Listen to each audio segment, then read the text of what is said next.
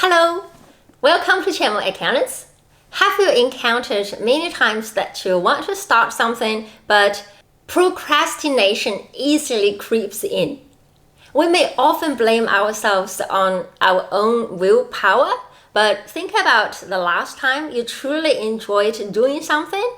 Maybe finishing a painting, trying out a new dessert recipe, writing an article that perfectly captures your thoughts, wrapping up the final 20% of a well-planned project, or conquering a new level in a video game.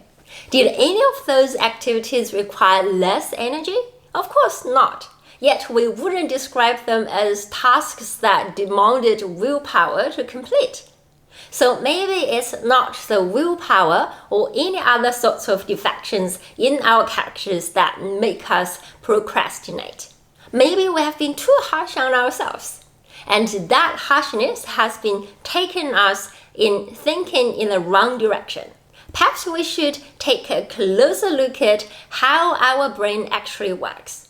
Consider this common example. Someone who loves cooking will enjoy every step of preparing a beautiful meal. But for someone who isn't interested in cooking, how would they likely respond when they are asked to make a meal?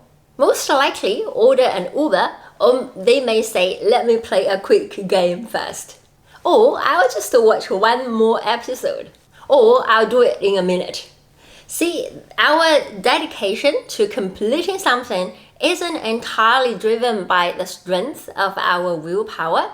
It has more to do with how our brain perceives the tasks ahead. We tend to procrastinate when our brain interprets a task as difficult, boring, or hard to complete. Has anyone encountered this situation at school where we had 2 months to submit an assignment but procrastinate to start in the last week and burn the night oil for 7 days in a row? Well, why is it so difficult to get started in the first place? Because it's just natural for our brain to turn to something else that is a lot easier when it thinks this one in front of us is so much more complicated.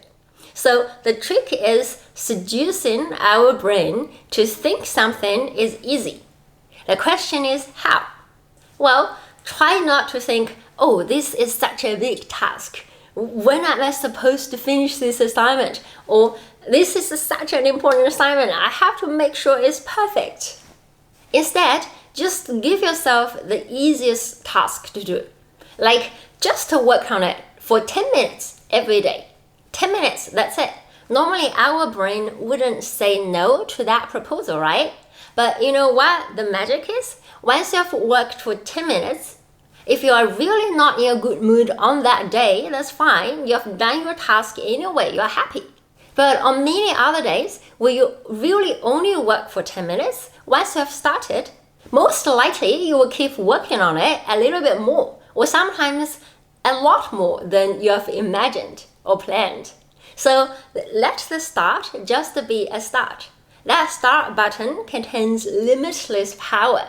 We just need to put that start button in a place that is so easy to reach, so that our brain can press on it easily.